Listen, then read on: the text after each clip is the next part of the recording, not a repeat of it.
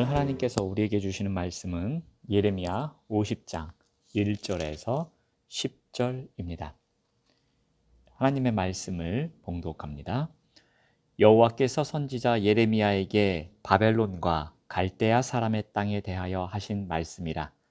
너희는 나라들 가운데에 전파하라, 공포하라, 깃발을 세우라, 숨김이 없이 공포하여 이르라.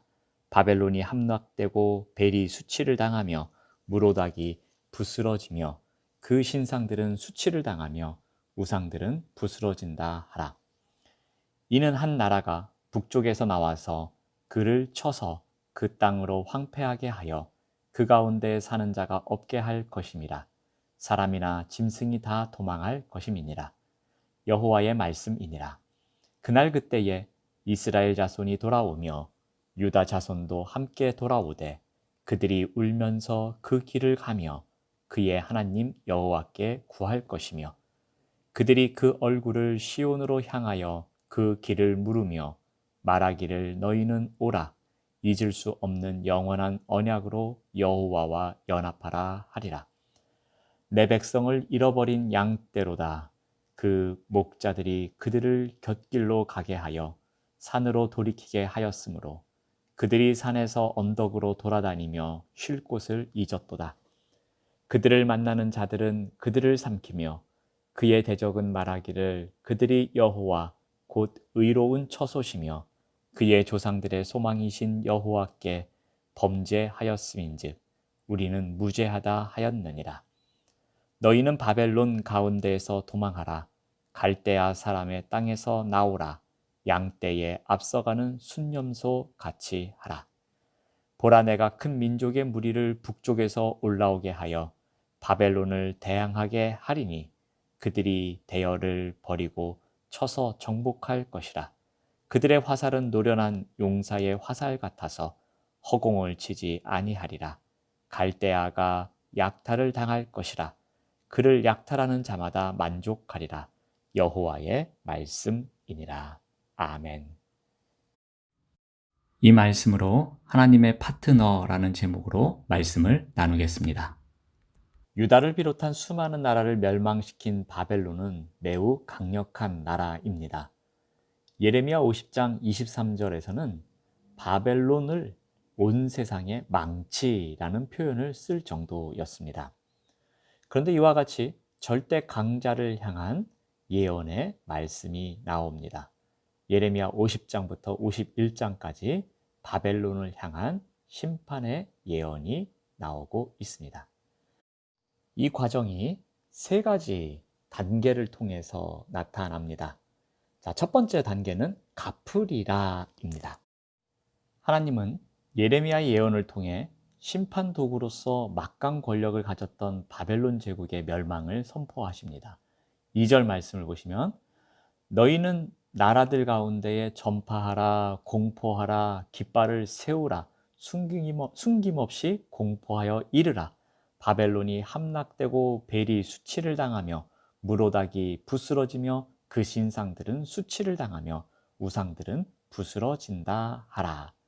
멸망에 대한 공식적인 선포를 반복을 통해 강조하고 있습니다. 그들이 멸망할 것이다. 전파하라, 공포하라, 깃발을 세우라, 숨김없이 공포하라 라고 선포합니다. 유다를 포함하여 고대 근동을 무력으로 지배하는 바벨론이 심판에 떨어져 폐허가 될 것을 선포하십니다. 이를 위해 여호와께서 바벨론과 그의 신 벨과 무로닥의 멸망을 이야기하십니다. 바벨론 사람들이 화려하고 위엄있게 만들어내고 숭배하던 신상들이었습니다. 이것이 산산이 부서진다라는 것입니다. 특히 벨은 바벨론 국가의 신이며 최고의 신으로 섬기고 있었습니다. 그런데 이러한 신들이 바벨론이 멸망할 때에 장인들의 조각품에 불과하다는 우상들의 정체가 드러나게 될 것을 의미하고 있습니다. 그들이 의지하던 신 벨과 무로닥의 신상들이 부서져 수치를 당하듯이 바벨론이 함락될 것을 말하고 있습니다. 여호와께서 범죄한 바벨론에게 진노하셔서 그들이 행한 대로 갚으실 것을 선포하는 부분입니다. 멸망 선포에 이어 멸망의 집행자가 등장합니다. 우리 3절 말씀을 보시면 이는 한 나라가 북쪽에서 나올 것이다 라고 합니다. 북방에서 오는 한 민족이 바벨론을 쳐서 그 땅을 생명체가 살 수 없는 폐허로 만들 것이라고 합니다. 북쪽에서 오는 한 나라는 페르시아 군대를 말하죠. 근데 사실 페르시아는 바벨론의 동쪽에 위치해 있었습니다. 그런데 왜 북쪽에서 온다고 하느냐? 고레스의 침략 경로는 북쪽으로부터 비롯되어 바벨론 북쪽 지역부터 정복해 나갔기 때문입니다. 여호와께서는 범죄한 바벨론에게 진노하십니다. 그리고 그들이 행한 대로 북쪽에서 한 나라가 일어나게 해서 갚으실 것이다 라고 선포하십니다. 자, 바벨론을 향한 심판 예언의 첫 번째 과정은 갚으리라입니다. 그들이 행한 대로 하나님께서 갚으실 것을 선포하십니다. 자, 두 번째 단계는 찾으리라입니다. 자, 바벨론의 심판은 이들에 의해 사로잡혀간 하나님의 백성의 정치적, 영적 해방을 목적으로 합니다. 우리 4절 말씀을 보시면은 여호와의 말씀이니라 그날 그때에 이스라엘 자손이 돌아오며 유다 자손도 함께 돌아오되 그들이 울면서 그 길을 가며 그의 하나님 여호와께 구할 것이며. 자, 그날 그때 즉 바벨론이 북쪽에서 침략하는 적들에 의해 함락당할 때입니다. 자, 이때에 아수르에 의해 포로로 사로잡혀갔던 북왕국의 이스라엘 자손들과 바벨론 느부갓네살에 의해 포로로 사로잡혀갔던 유다 자손들이 바벨론을 떠나 귀향길에 오르게 됩니다. 솔로몬 왕 이후 각자의 길을 가다가 멸망한 이스라엘과 유다가 미래의 구원에 함께 참여합니다. 자, 이들은 울면서 고향을 향해 길을 떠납니다. 지난날의 잘못을 뉘우치고 눈물을 흘립니다. 자, 그들은 이제 누구를 찾아갑니까? 자신들의 하나님 여호와께 구하러 갑니다. 즉 여호와를 찾아갑니다. 자, 5절 말씀을 보시면 그들이 그 얼굴을 시온으로 향하여 그 길을 물으며 말하기를 너희는 오라 잊을 수 없는 영원한 언약으로 여호와와 연합하라 하리라. 자, 유다와 이스라엘이 함께 연합하여 시온으로 향하여 오는 길을 물을 것이라고 합니다. 그리고 그 얼굴을 시온으로 향한다고 합니다. 그러니까 그들의 목적지가 시온이라는 거죠. 그리고 그들이 회개하고 있다라는 겁니다. 이들은 여호와께서 계신 시온을 바라보며 시온을 목표로 길을 떠날 것을 이야기합니다. 바벨론의 억압에서 구출된 이들은 여호와와 잊을 수 없는 영원한 언약을 맺고 그분과 연합할 것이다 라고 말씀하십니다. 이제 하나님께서는 백성들만이 여호와를 찾을 것이 아니라 하나님도 백성들을 찾으리라 라고 말씀하십니다. 6절 말씀을 보시면 내 백성은 잃어버린 양떼로다. 그 목자들이 그들을 곁길로 가게 하여 산으로 돌이키게 하였으므로 그들이 산에서 언덕으로 돌아다니며 쉴 곳을 잊었도다. 하나님께서는 이 백성들을 어떻게 부르십니까? 내 잃어버린 양떼라고 부르십니다. 그리고 그 양떼를 다시 찾으실 것을 말씀하십니다. 하나님께서는 당신 백성이 지난날에 겪었던 어려움에 연민을 내보이십니다. 그분 백성은 길을 잃어버린 목자들에 의해 잘못 인도된 양떼라고 이야기하십니다. 그 양떼를 푸른 초장과 쉴만한 물가로 데려가야 할 목자들이 이들을 잘못 이끌어 험한 산으로 데려갔다라고 하십니다. 백성들은 시온을 향하여 여호와를 찾고 여호와는 잃어버린 양떼를 다시 찾을 것이라고 선포합니다.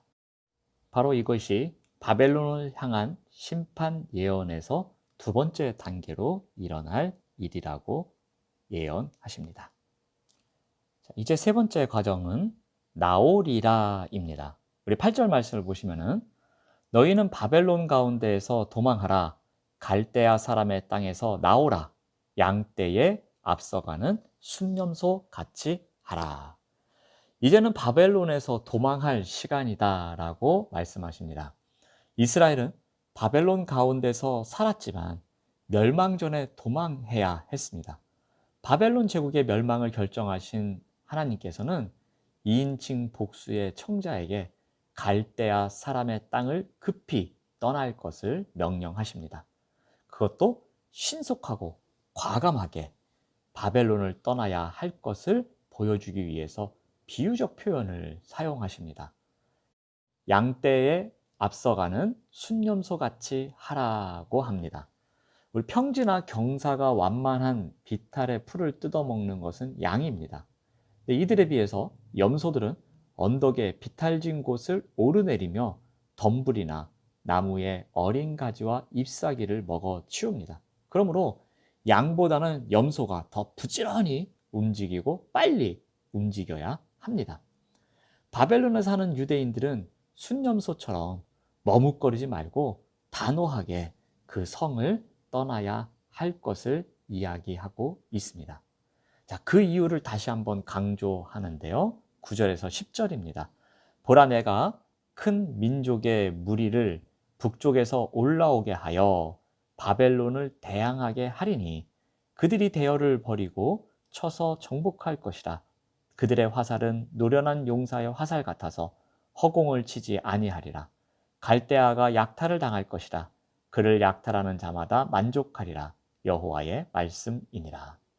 심판의 도구였던 바벨론을 북쪽의 큰 민족을 불러 약탈하고 점령하게 하실 것이니 이스라엘은 바로의 지배에서 벗어나 출애굽하듯이 양떼 앞에서 힘있게 길을 여는 순념소같이 맨 먼저 바벨론에서 나오라고 말씀하십니다.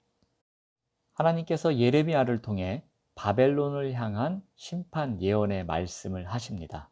그 과정이 세 단계로 나오는데, 먼저는 바벨론을 향하여 너희들이 행한 대로 갚으실 것이다 라는 갚으리라. 그리고 두 번째 과정은 바벨론에 의해서 잃어버린 양떼를 다시 찾으리라 라고 말씀하시고요. 세 번째 단계에서는 그 심판이 시작되기 전에 그곳에서 나올 것을 말씀하십니다. 오늘 말씀을 통해 한 가지 적용점을 찾아봅니다. 여호와는 바벨론을 유다 심판을 위한 파트너로 삼으셨습니다. 그리고 파트너에게 공평과 정의를 요구하셨습니다. 그런데 이 요구를 이행하지 못해서 파트너의 권력은 박탈을 당합니다.